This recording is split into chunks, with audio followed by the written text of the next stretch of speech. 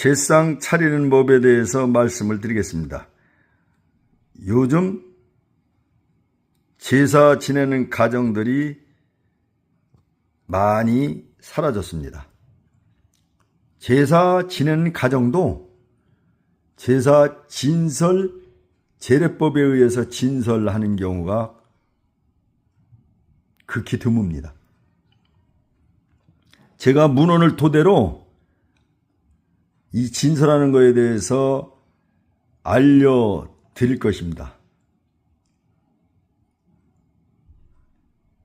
제상 차리면서 형제간에, 가족간에 숭조, 돈목을 기르는 시간을 가져보시기 바랍니다.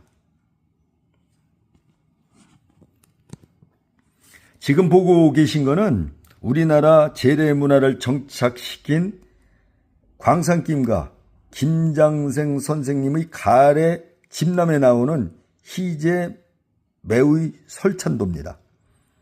희제 때 그 조상마다 상차림을 한 그림이다, 그런 얘기요. 여기서 지금 눈여겨 볼 만한 거는 지금은 5줄로 차리잖아요. 근데 여기는 4줄로 돼 있어요. 일단 그게 좀 다르고, 그 다음에 여기서 이제 볼 거는 이 반이 이제 밥이요, 밥. 또 여기 끝에 보면 갱이 국이요. 이게 산 사람하고 정반대로 놔져 있다는 거.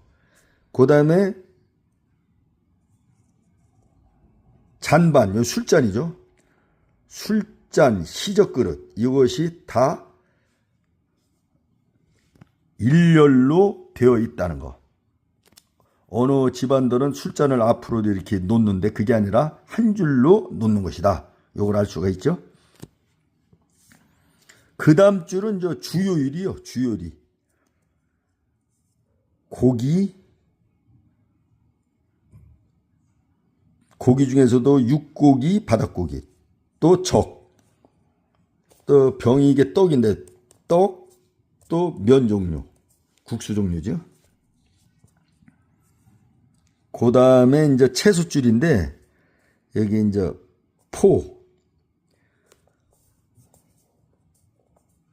북어포 같은 거 놓죠. 그 다음에 숙채, 익힌 나물이죠. 청장, 간장. 요 해라는 게 이제 젓갈이에요, 젓갈. 그 다음에 침채, 이게 물김치. 그러니까 채소줄이다. 그 다음에 이제 과일줄이요, 끝에. 과일. 근데 하나, 둘, 셋, 넷, 다섯, 여섯. 짝수다. 과일은 짝수로 쓰는 거다. 요걸 알 수 있죠? 왜 짝수로 쓰느냐? 그걸 알아야 돼요. 짝수로 쓰는 이유는 이 과일이 땅에 뿌리를 받고 있는데 하늘은 양이고 땅은 음이요. 음의 뿌리를 받고 있는 과일은 짝수로 쓴다. 음이기 때문에. 그래서 숫자로는 음이 짝수입니다. 이 진설도를 보고 우리 아내가 아주 명필로 그 해설을 해놨으니까 그걸 한번 참고해 보시기 바랍니다. 홍동백서 조율리시 어동육서 동두서미 건과스부 생동육서 좌포우의 면서병동 좌반우갱 남자여우 탕삼초고 삼탕오적 삼적실과 요런 그 사자성어가 있는데 요거는 유튜브 해설에 풀어 올려 드리겠습니다. 그래서 여기에서 이제 보면은 첫째 줄은 술과 밥을 놓는다. 둘째 줄은 주요를 놓고, 셋째 줄은 보조요리 나무를 놓고, 넷째 줄은 후식을 놓는다. 그런데 과일은 짝수로 쓴다. 굉장히 쉽죠? 그 다음에 사례편람이라는 게 있어요.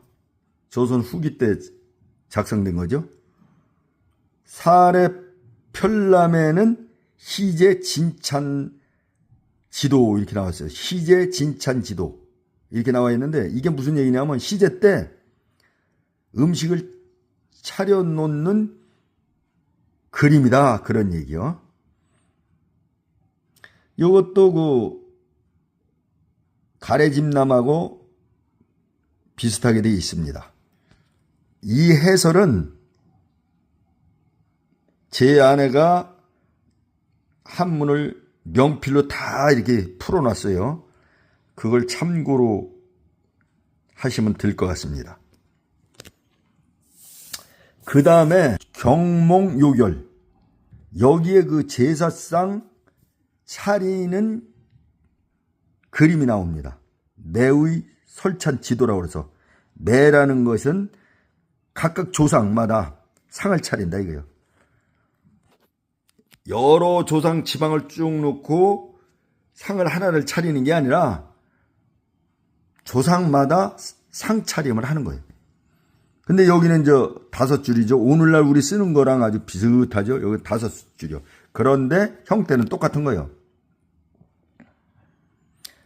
다섯 줄 첫째 줄에 희적 그릇하고 밥 놓고 그 다음에 술잔 놓고 국을 놓는다. 요게 같은 줄에 놓는 거다. 근데 어느 집은 술잔을 또 이렇게 앞으로 이렇게 놓는 경우가 있어요. 그러나 어느 문헌을 봐도 술잔이 앞으로 놓는 건 없어요. 다 똑같습니다.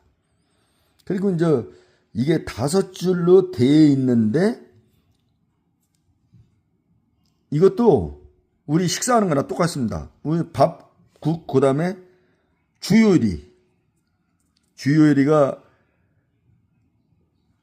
고기죠. 그 다음에 이제 보조요리, 탕, 이제 국을 떠먹을 거 좀 하고, 그 다음에 이제 나물, 그 다음에 나물 놓는 거예요. 그 다음에 후식할 수 있는 과일을 넣는 거예요. 그래서 여기에서 보면은 어느 과일을 어떻게 쓰라는 건 없지 여기도. 근데 여기는 5개요. 그러면 이율곡은 왜 5개를 썼느냐?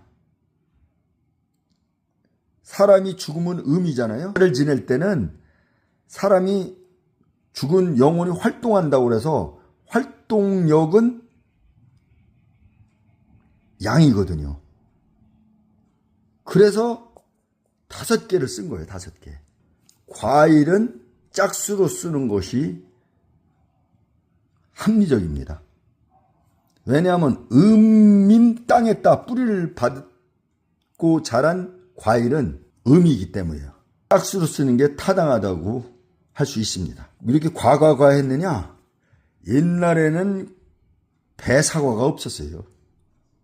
과일이 그냥 원칙만 정해놓은 거예요. 그래서 과과과 이렇게 개수만 해놓은 거예요.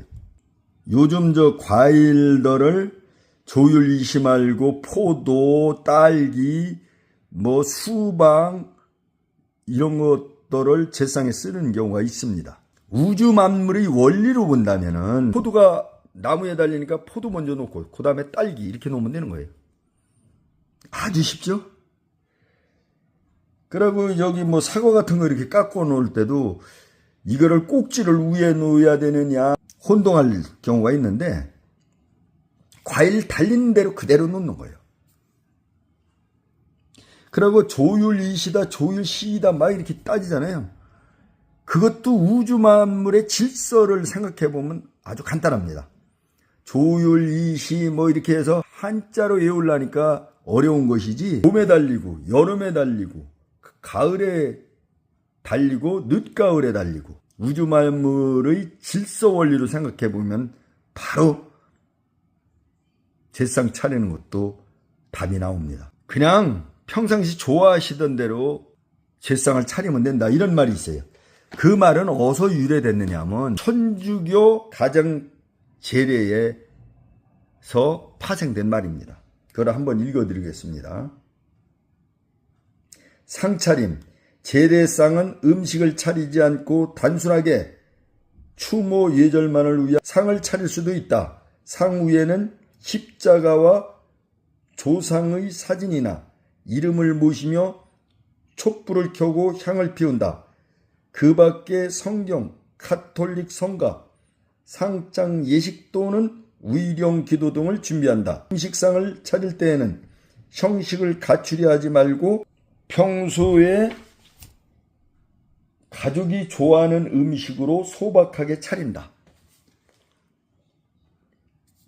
이렇게 청주교 상장 예식에 나온 것이 사회 저변에 퍼진 것입니다.